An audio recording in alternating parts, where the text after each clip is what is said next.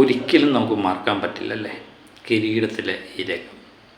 അത്രമേൽ മലയാളം മനസ്സുകളിലേക്ക് ഇടം ചേർന്ന ഒരു കഥാപാത്രമായിരുന്നു കീരിക്കാടൻ ജോഫ്. വില്ലൻ സങ്കല്പങ്ങൾക്ക് പുതിയ മാനം നൽകിയ ആ നായകൻ കീരിക്കാടൻ ജോഫ്. മോഹൻരാജ്, എത്ര പേർക്ക് ഈ പേരറിയാം എന്നെനിക്കറിയില്ല, പക്ഷേ കീരിക്കാടൻ ജോഫ് എന്ന് പറഞ്ഞാൽ എല്ലാവർക്കും അറിയാം. മോഹൻരാജ് ഇന്ന്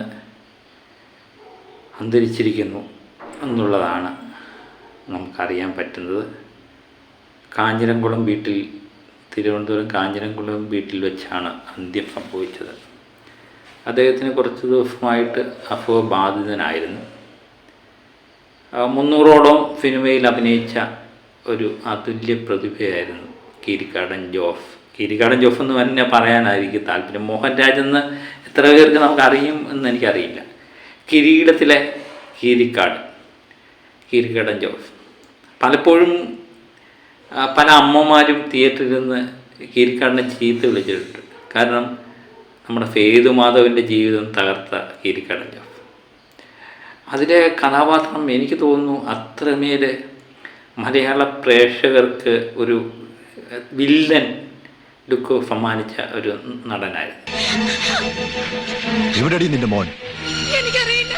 പറഞ്ഞില്ലെങ്കിൽ ഒന്നിനെ ഞാൻ വെറുതെ വിടില്ല. അവനെ കിട്ടിയില്ലെങ്കിൽ എല്ലാത്തിനെയും കൊന്ന് ഞാൻ കുഴിച്ചു മൂടും. അദ്ദേഹത്തിൻ്റെ ഈ കിരീടം എന്ന ചിത്രത്തിലെ അദ്ദേഹത്തിൻ്റെ വേഷം കിട്ടാനുള്ള കാരണവും ഒരു പ്രത്യേക സാഹചര്യത്തിലാണ്. അദ്ദേഹം കിരീടത്തിൻ്റെ സെറ്റിലേക്ക് സംവിധായകൻ കലാധരനുമായിട്ടാണ് വരുന്നത്. അപ്പം കലാധരനുമായിട്ട് അവിടെ വരുമ്പോൾ അതിലെ കീരിക്കാടൻ ജോഫ് എന്ന് പറഞ്ഞ കഥാപാത്രത്തെ അഭിനയിക്കേണ്ട നടൻ കന്നഡ നടനായിരുന്നു. അദ്ദേഹം സമയത്തിനെത്തിയില്ല. അപ്പോഴാണ് കീരിക്കാടൻ ജോഫിനെ കാണുന്നത്. ഫിലിമിൽ കാണുകയും അത് ഇഷ്ടപ്പെടുകയും ചെയ്തു. അതിൻ്റെ തിരക്കഥാകൃത്തായിരുന്നു ലോഹിതദാസ്. ലോഹിതദാസുമായിട്ട് സംസാരിച്ചപ്പോൾ ലോഹിതദാസനും ഇത് ആപ്റ്റാണെന്ന് തോന്നി. അങ്ങനെയാണ് പുതുമുഖ നടനായ കീരിക്കാടൻ ജോഫ് സിനിമയിലെത്തുന്നത്.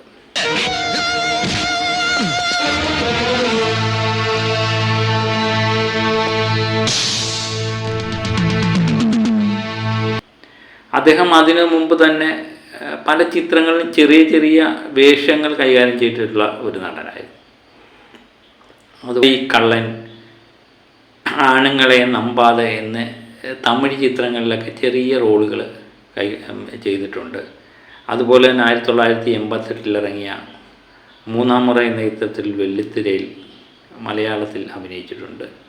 അങ്ങനെ ഇരിക്കുമ്പോഴാണ് അദ്ദേഹം കിരീടത്തിലെ മികച്ച കഥാപാത്രമായി മലയാളികളുടെ മനസ്സിൽ നിറഞ്ഞു നിൽക്കുന്നത്.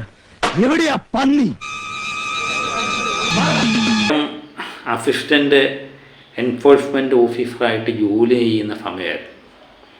അപ്പം കേന്ദ്ര സർക്കാർ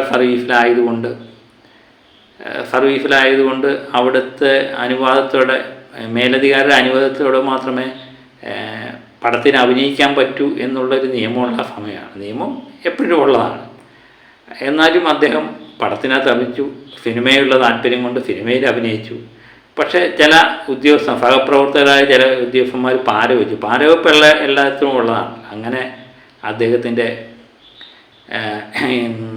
ജോലി പോകുന്നു. അങ്ങനെ 20 കൊല്ലക്കാലം അദ്ദേഹം നിയമപരമായിട്ട് ഫൈറ്റ് ചെയ്യുന്നു. പിന്നെ ജോലിയിൽ കയറുന്നു. അങ്ങനെയൊക്കെയുള്ള ഔദ്യോഗിക ജീവിതത്തിലും ഒരു നായക പരിവേഷമുള്ള വ്യക്തിയായിരുന്നു മോഹൻരാജ് എന്ന് പറയുന്ന നടൻ. ഒത്തിരി ചിത്രങ്ങളിൽ അദ്ദേഹം അഭിനയിച്ചു. എനിക്ക് തോന്നുന്നു ആർത്തം, വ്യൂഹം, രാജവാഴ്ച, മറുപുറം, പുറപ്പാട്, കാസർഗോഡ് കാദർഭായ്, പുകണ്ടം പ്രദേശ്, ആറാം തമ്പുരാൻ, വാഴുന്നോർ, പത്രം, നരസിംഹം, മായാവി, നരൻ, ഒത്തിരി ചിത്രങ്ങളിൽ അദ്ദേഹം അഭിനയിച്ചിട്ടുണ്ട്.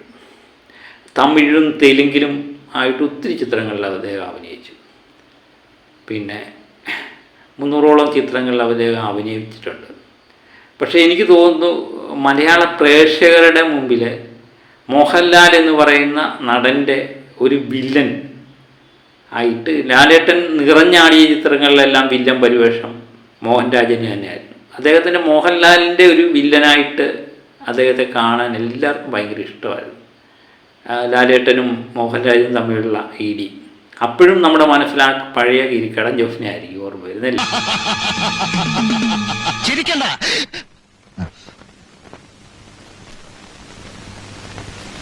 കണക്കാക്കിയാ വന്നിരിക്കുന്നത് എന്ന ചിത്രത്തിലെ പാസ്കരൻ എന്ന് പറയുന്ന കഥാപാത്രം, പാസ്കര കൈയെടുക്കട എന്ന് ലാലേട്ടൻ പറയുമ്പോൾ ലാലേട്ടനെ ഒത്ത ഒരു എതിരാളിയെ നമുക്ക് സങ്കല്പിക്കാൻ കീരിക്കാട്ടനെ കൊണ്ട് പറ്റുന്നുണ്ട് എന്നുള്ളതാണ് ഏറ്റവും വലിയൊരു പ്രത്യേകതയായിട്ട് എനിക്ക് തോന്നുന്നത്. അവളെ കൂട്ടിക്കോ. വളപ്പള്ളിക്കാരെ പറപ്പിച്ച പോലെ പോവല്ലേ, ഇത് ഭാസ്കരനാ. കൈയെടുക്കടാ. കൈവച്ച ഭാസ്കരൻ എടുക്കാൻ എത്തിരി വൈകും. അതുപോലെ തന്നെ വേറൊരു ചിത്രമാണ് ആറാം തമ്പുരാൻ, മാധവൻ അല്ലേ. മാധവൻ എന്ന് പറയുന്ന കഥാപാത്രം നരേന്ദ്രപ്രസാദ് അഭിനയിക്കുന്ന കഥാപാത്രത്തിൻ്റെ അടുത്തെത്തുകയും അവനെ വിളിപ്പിക്കുകയൊക്കെ ചെയ്യുന്നുണ്ട് മോഹൻലാലിനെ അടിച്ചൊതുക്കാൻ വേണ്ടി. ആറാം തമ്പുരനായ ജഗന്നാഥൻ എന്ന് പറയുന്ന കഥാപാത്രം അടിച്ചൊതുക്കാൻ വേണ്ടി. എന്നിട്ടൊരു പോക്കുണ്ട്, ഒരൊന്നൊന്നര പോക്കാണ്. ഉമ്മറത്ത് കയറി തോന്നിയാസം കാട്ടാൻ പോലെ ധിക്കാരി ഉണ്ടെങ്കിൽ അത് മാധവന്റെ കൈത്തരപ്പ് മാറ്റാൻ വേണ്ടി ജനിച്ചതാ. അവിടെ ചെന്ന് മോഹൻലാലുമായിട്ടൊരു സംഭാഷണമാണ്. കൂടെ കൂടട്ടെ കളിക്കേ. ചുമ്മാ കുട്ടികളുടെ കളിയാണ്. ആയിക്കോട്ടെ, കളിക്കണത് നമ്മൾ രണ്ടുമാണെങ്കിലോ. ഇപ്പം വില്ലൻ എപ്പോഴും തോക്കാനാണ് സാധ്യത. അപ്പം വില്ലൻ എപ്പോഴും തോറ്റു പോകും. എന്നാലും ആ വരവും ലാലേട്ടനുമായിട്ടുള്ള സംസാരവും ആണെങ്കിലോ അപ്പൊ കളി വലിയവരുടേതായില്ലേ. ആവും, ഇവിടെ വെച്ച് തന്നെ വേണം. അവരുടെ അമ്മയുള്ള സംഭാഷണം മനുഷ്യൻ്റെ മനസ്സിൽ എപ്പോഴും ഇടം പിടിച്ചൊരു റോള് തന്നെയാണ്. ഈ പൊടിക്കുട്ടികളുടെയും പെണ്ണുങ്ങളുടെയും മുന്നിലിട്ട് നിന്നെ തല്ലുന്നൊരു രസമില്ല. എന്റെ സമ്പ്രദായം അതല്ല. തന്റെ സമ്പ്രദായ പ്രകാരം എവിടാ സ്ഥലം, ഞാൻ അവിടെ വരാം. അങ്ങാടിയിൽ. അതുപോലെ തന്നെയാണ് എനിക്ക് ഓർമ്മ വരുന്നത്, ഇപ്പം ഞാൻ പറഞ്ഞില്ലേ മോഹൻരാജിൻ്റെ എന്ന് പറയുന്ന നടനെ കേൾക്കുമ്പോൾ എനിക്ക് മോഹൻലാലുമായിട്ടുള്ള കഥാപാത്രം മോഹൻലാൽ അവന് നിറഞ്ഞാടിയ ചിത്രങ്ങളിലെ കഥാപാത്രങ്ങൾ തന്നെ ഓർമ്മ വരുന്നത്. കാരണം നരൻ എന്ന ചിത്രത്തിൽ വേലായുധനെ തല്ലാൻ വേണ്ടി വരുന്ന ഒരു കഥാപാത്രമുണ്ട്. വേലായുധനെ തല്ലാൻ വന്നാണോ? എന്താ തല്ലിക്കൂടെ? അയ്യോ സന്തോഷമേ ഉള്ളൂ. ഞാൻ ഇവിടുത്തെ പഞ്ചായത്ത് മെമ്പർ കുറുപ്പ്. വേലായുധനെ നേരത്തെ കണ്ടിട്ടുണ്ടോ? അവനെയൊക്കെ വലിയമാരെ ഞങ്ങൾ കണ്ടിട്ടുണ്ട്. അല്ല, ആളെ കണ്ടു. എല്ലാം ജഗദീഷ് ശ്രീകുമാർ കൊണ്ടുവരുന്ന കഥാപാത്രം, അതും അത്യുജ്വലമായൊരു കഥാപാത്രമായിരുന്നു.